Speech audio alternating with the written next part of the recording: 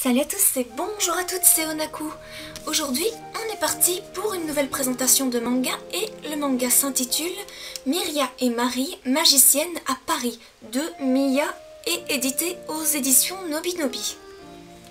Au début, nous rencontrons Miria, une jeune fille vivant à notre époque au Japon et qui fête son 10e anniversaire. Seulement, Miria vit dans une famille aux revenus très aisés.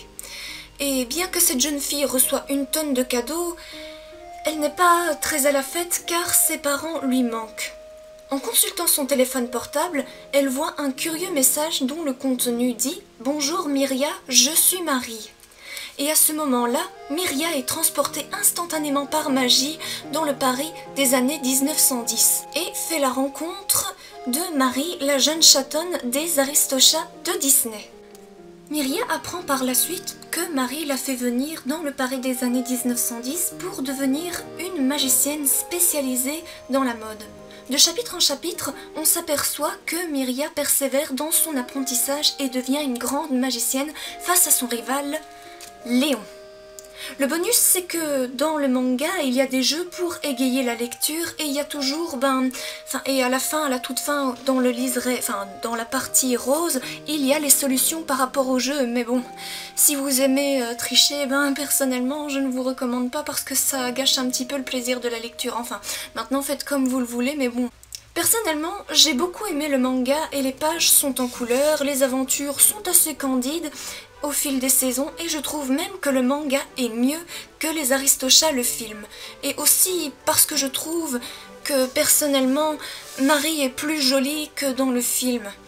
Mais si je trouve que le manga est mieux que le film, c'est aussi parce que Disney, jusqu'à la fin des années 80, on se souvient qu'ils ont souvent fait des références racistes. C'est pour ça par exemple que dans le film les Aristochats ont été mis sous contrôle parental sur Disney+, ainsi que pas mal d'autres films relatant des années 50-60 jusqu'à la fin des années 80, parce que voilà, on s'aperçoit qu'il y avait pas mal de références racistes. Quand vous vous souvenez peut-être que dans le film Les Aristochats, qu'il y avait au fait le siamois qui avait un gong sur la tête faisant référence aux Asiatiques, mais c'était une référence injurieuse. Donc voilà, c'est pour ça que moi je trouve que le manga est mieux que le film Les Aristochats.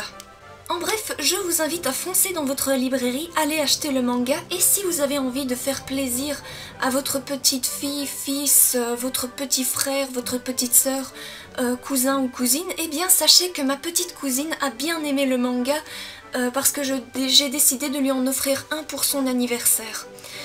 Alors si vous avez en plus envie d'essayer le manga, je vous le recommande. Personnellement, j'ai bien aimé cette aventure de la jeune Miria qui progresse en tant que magicienne. Ok, ça fait peut-être un petit peu basique concernant les Magical Girls solistes, bref, un petit peu vieux jeu concernant les mangas. Des animés Magical Girl entre les années 60, soit les débuts de Sally la petite sorcière, jusque au moins Gigi. Alors voilà, personnellement c'était peut-être un petit peu rétrograde et vieux jeu, mais bon, j'ai vraiment apprécié parce que voilà, Miria est vraiment une personne sympathique et qui sait quand même y mettre du sien, quoi.